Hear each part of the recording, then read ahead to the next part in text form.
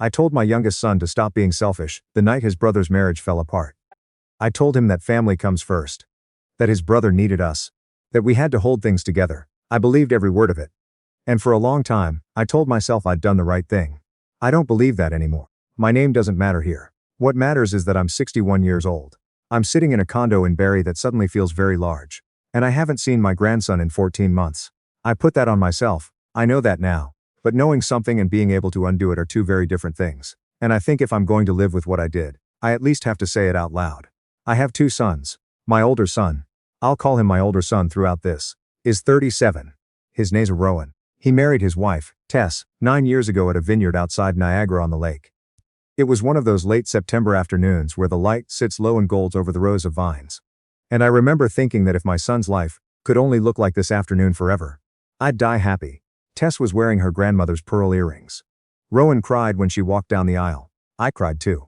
The younger son's name is Brett. He's 33. He was the best man at that wedding.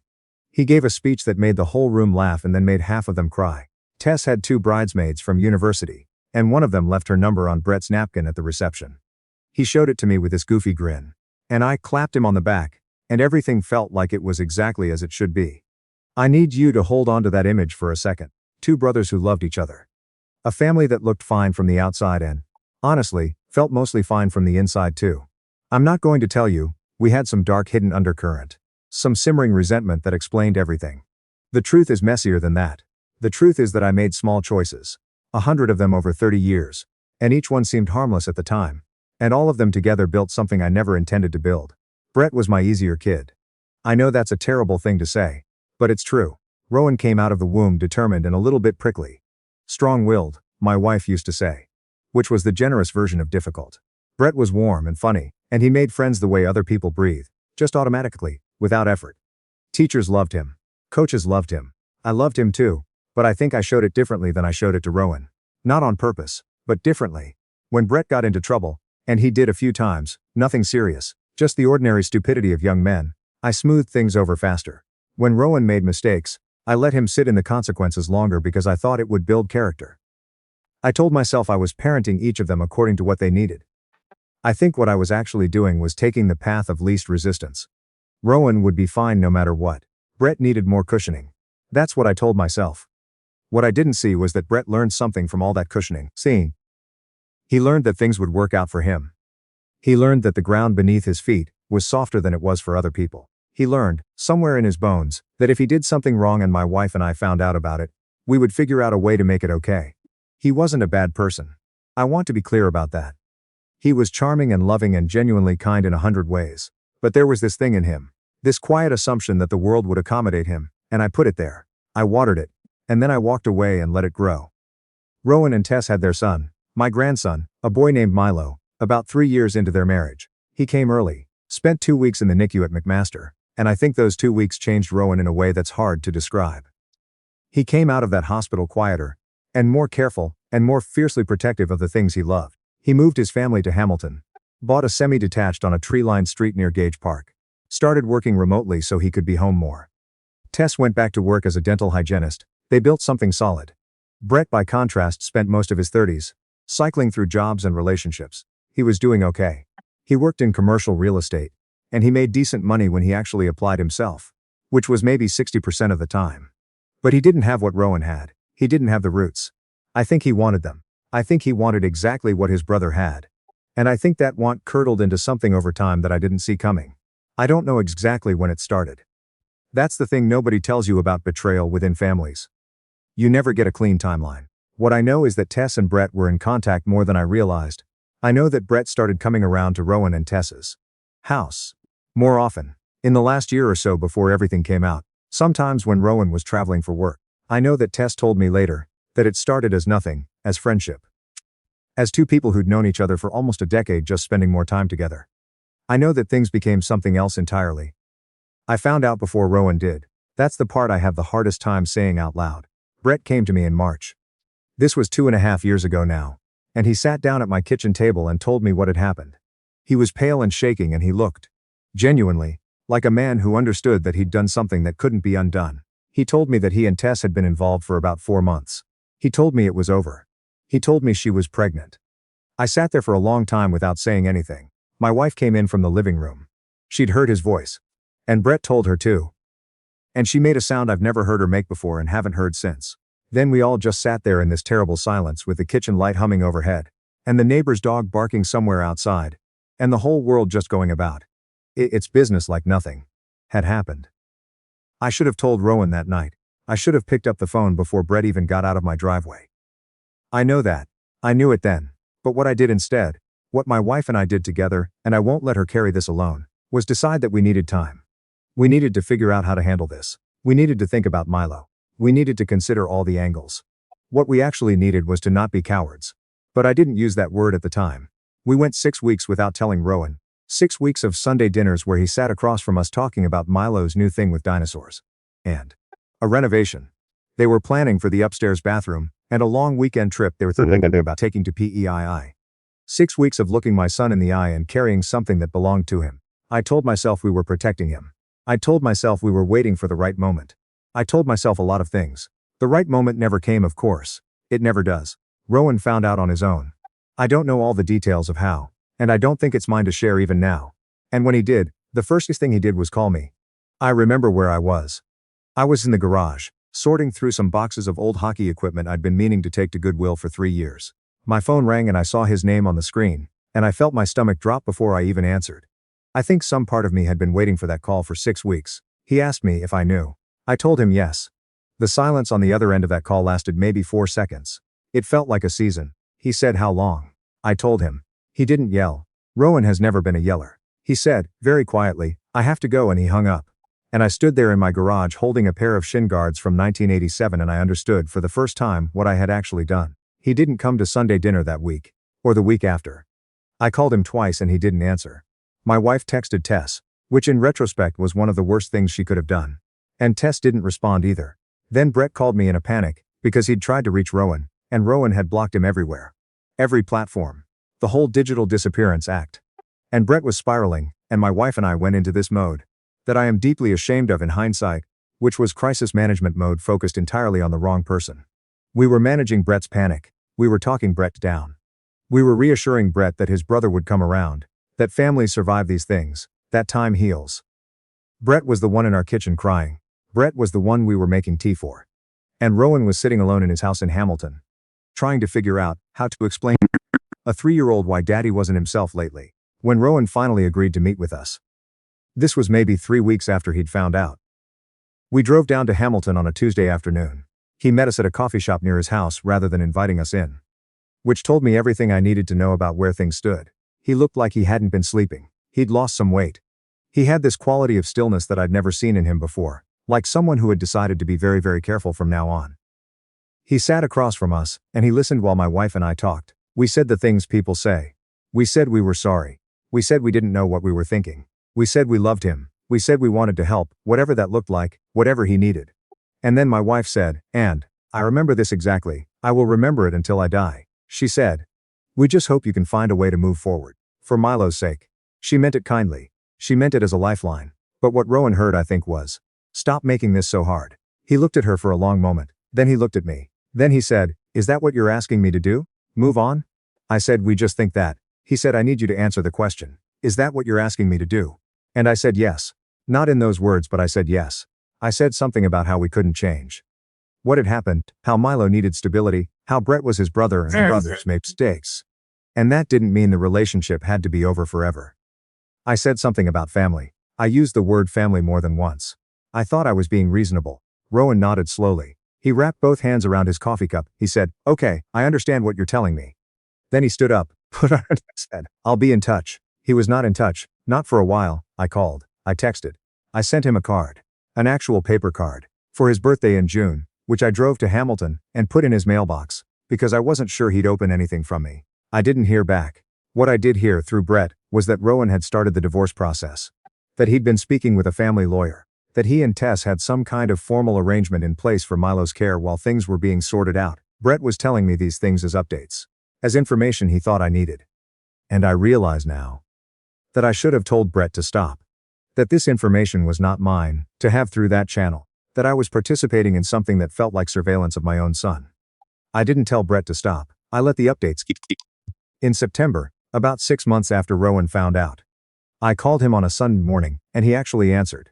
I was so startled I nearly fumbled the phone. He sounded tired but steady. We talked for about 10 minutes. It was careful and a little formal, like two people who'd met once at a work event and were trying to find things to say. He told me Milo was doing well. He told me he was doing okay. He didn't mention Brett or Tess. Before he hung up I said, I'd love to see Milo sometime, if you're open to that. He said, I'll think about it. That was the last time I spoke to my son for 7 months. I don't know everything that happened in those 7 months. I know that Rowan's divorce was finalized sometime in the winter. I know that the custody arrangement gave Rowan primary physical custody of Milo, with Tess having parenting time on alternating weekends. And one evening a week. I know that Brett and Tess eventually ended things. That relationship didn't survive the wreckage it created, which surprised nobody. And that Brett spent several months doing what I can only describe as a very expensive emotional collapse, involving a therapist, a CrossFit membership, and a sublease in a downtown Toronto condo he couldn't really afford. I sent him money twice. I am not proud of that. I know that at some point in February, Rowan applied for and received a job offer in British Columbia. A project management position with a tech company in Victoria. Good money. Remote team, office on the harbor. The kind of offer you don't turn down. I found this out not from Rowan but from Tess, who called me in a controlled panic one evening to tell me that Rowan was planning to move Milo to Victoria. She had legal standing, she said. She was going to challenge the relocation. She wanted to know if I would support her. I told her I needed to think about it. I called Rowan that night for the first time in months. He answered on the second ring, which surprised me. I said, are you moving to BC? He said yes. I said, when were you going to tell us? He said, I'm telling you now. I asked him about Milo. I asked about Tess's parenting time, about how that would work across 4,000 kilometers. He told me the lawyers were handling it.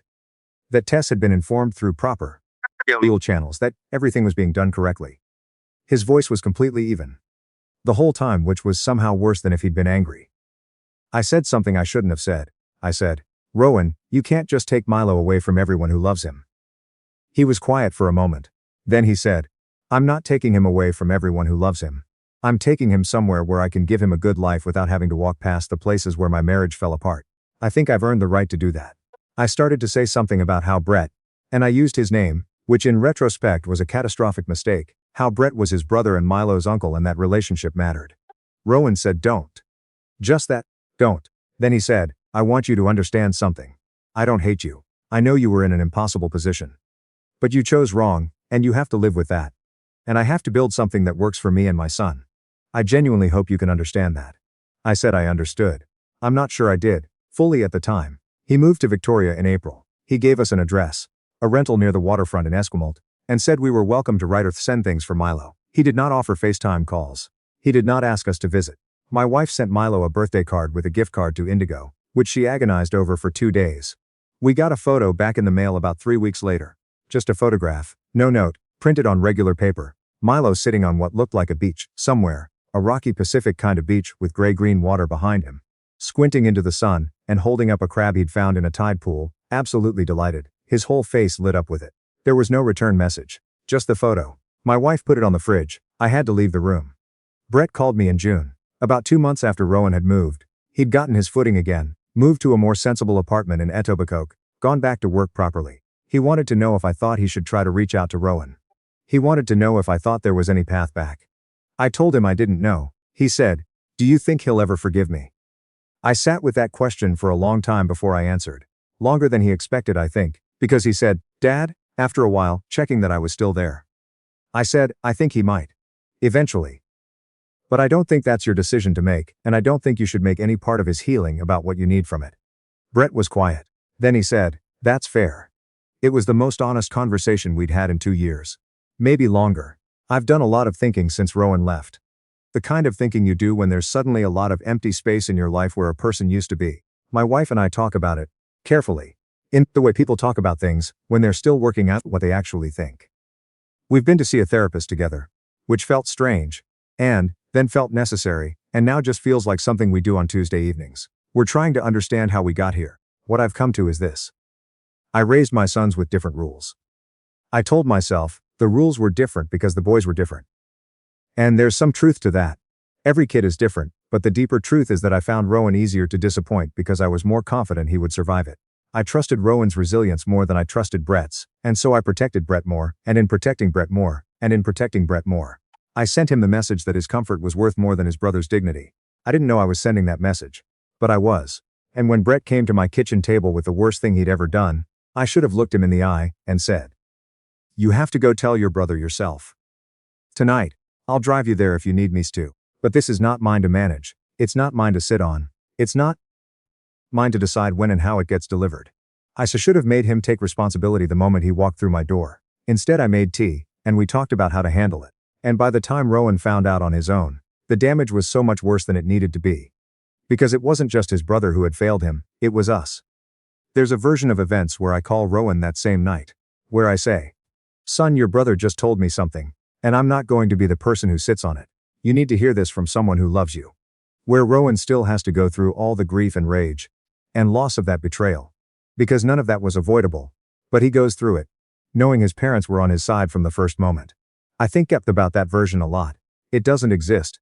I can't make it exist. The thing I did is the thing I did. What I can do, what I try to do, is not make the same mistake with the time I have left with both of my sons. Brett needs to hear hard things from me now. He needs me to hold him accountable instead of smoothing things over, not because I'm punishing him, but because that's what actually helps a person grow. I've started doing that. It's awkward and uncomfortable, and he doesn't always like it. But I think he knows somewhere that it's what I should have been doing all along. And Rowan, I write to Rowan. Letters, actual letters, because email feels too easy to ignore, and phone calls feel like pressure. I write to him the way you write. When you know the person doesn't have to respond. When you're not expecting anything back. When you're writing, because the writing itself is the point. I tell him about ordinary things. What's growing in my garden, something I heard on the radio. A memory I had of the two of us, from when he was young. I don't talk about Brett. I don't ask for anything. I just try to be a presence in his peripheral vision that isn't asking him to do anything he's not ready to do. Last month he texted me. It was a short text, and it was about Milo, and it said that Milo had started kindergarten and loved it. And had already declared that his best friend was a boy named Hugo, who had a pet gecko. Then there was a photo attached. Milo in front of a school I didn't recognize, wearing a little backpack shaped like a dinosaur, one hand raised in a wave. I stared at that photo for a long time. My wife cried for about 20 minutes. I held it together until she was done, and then I went to the garage and cried by myself for a little while. Which is apparently what I do now. I didn't text back right away. I wanted to get it right. I sat with it for a day and then I wrote, "He looks so much like you on your first day. Thank you for sending this. I hope he loves every day of it." Rowan didn't respond to that, and that's fine. It was enough that he sent the photo. It was more than I'd earned. I put it on the fridge next to the tide pool crab. And every morning when I make coffee I look at the two of them. My grandson at the ocean. My grandson at school. And I understand that my son is building a life 4,000 kilometers away. And that he is doing it carefully and thoughtfully. And that he is raising a child who raises crabs out of tide pools with pure joy on his face. I don't know if I'll get back to being a real presence in that life.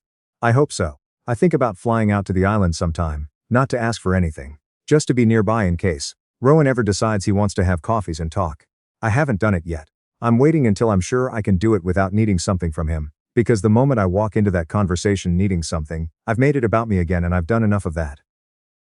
What I did wrong seems simple when I say it out loud. I protected the wrong son. I protected the one who needed it less, and I let down the one who needed me to be honest. I told my son to move on from a betrayal that I should have helped him survive. I cared more about keeping the peace than about keeping faith with him. I've never said any of this to Rowan directly. I'm not sure he needs to hear it from me, or that my saying it out loud would do anything, except make me feel better at his expense. But I wanted to say it somewhere. I wanted to put it into words, because I think the least I can do with the mistake I made is look at it clearly. He sent that text last month. He didn't have to do that. He could have just let me drift. He didn't, and I'm holding on to that.